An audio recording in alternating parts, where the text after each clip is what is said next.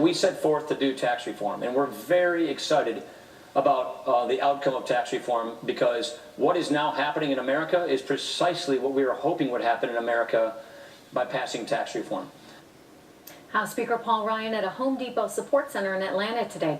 Home Depot is just one of the companies, one of the many companies giving its workers bonuses, and they're giving them because of the GOP tax cuts. Now Senate Democrats want to repeal some of those cuts to help pay for a $1 trillion infrastructure plan.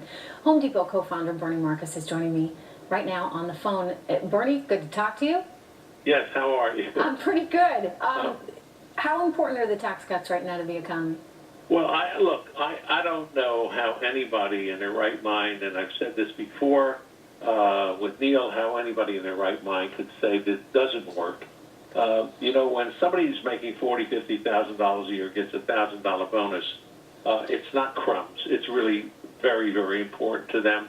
And I can tell you, you know, I started a company called Job Creators Network, and this week I had occasion to speak to almost 100 young people out in America, all over America, who run small businesses. And, you know, everybody talks about big corporations and how this has helped the really rich, but they don't know that their local pizza parlor and people that run small businesses, how this affects them. And I've heard story after story after story how this has changed their life, how before the tax cut, they were paying 50 to 55% taxes, including with state taxes, and all of a sudden they have a chance to come out of the, you know, most of them were in terrible debt, never were able to reinvest in their businesses, and now all of a sudden they can reinvest in their business, and they are all doing it. Every single one of them is doing something in a relative way. One is opening a drive-by window. Now, that's not important to Nancy Pelosi or to Schumer. But to these people that employ 10 people, 15 people, 25 people, it's important. And when they do this, they hire 2, 3, 4, 5 people. And that's what's counting.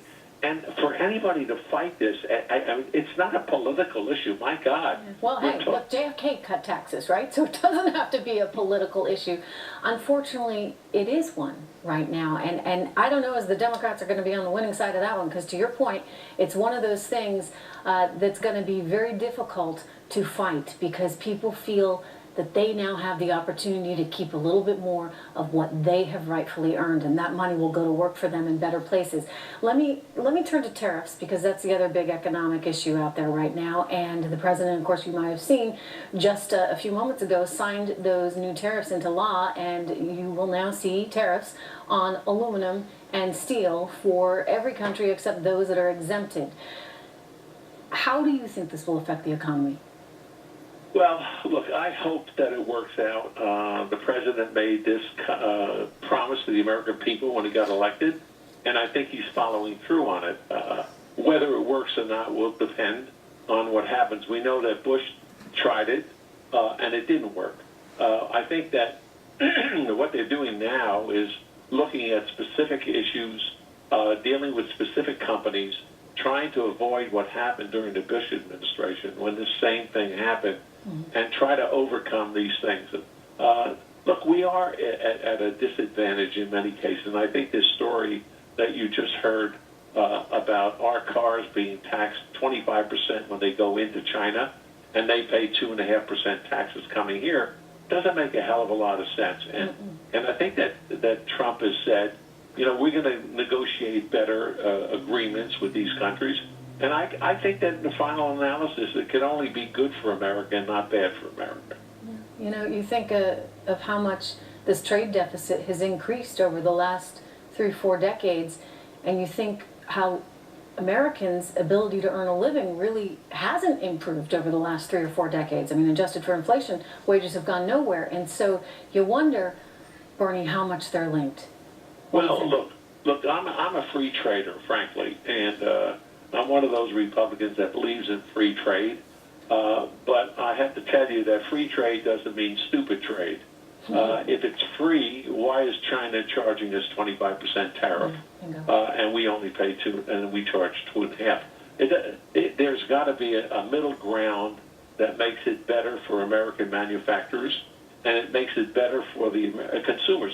Now look, at Home Depot, I can tell you, and I'm not with the company anymore, so I'm speaking in my own mind, but we import a tremendous amount of goods from overseas, and the reason we got it from overseas, many manufacturers closed in the United States, and China specifically was able to undercut the market of our manufacturers, and most of our manufacturers decided it was cheaper to produce their products overseas than to make them here in the United States. And that had to do with a lot of things. It had to do with regulations, which were killing the manufacturers. It had to do with high taxes. And so, in spite of the tariff thing, it was not valuable. It was not economically right to make those goods here in the United States. Yeah. No. Well, So- look, things might be real different real soon. Let's hope. We'll find out. Bernie, good to talk to you. Thank you for joining All the right, show. thank you. All right, Bye-bye. South Korean officials.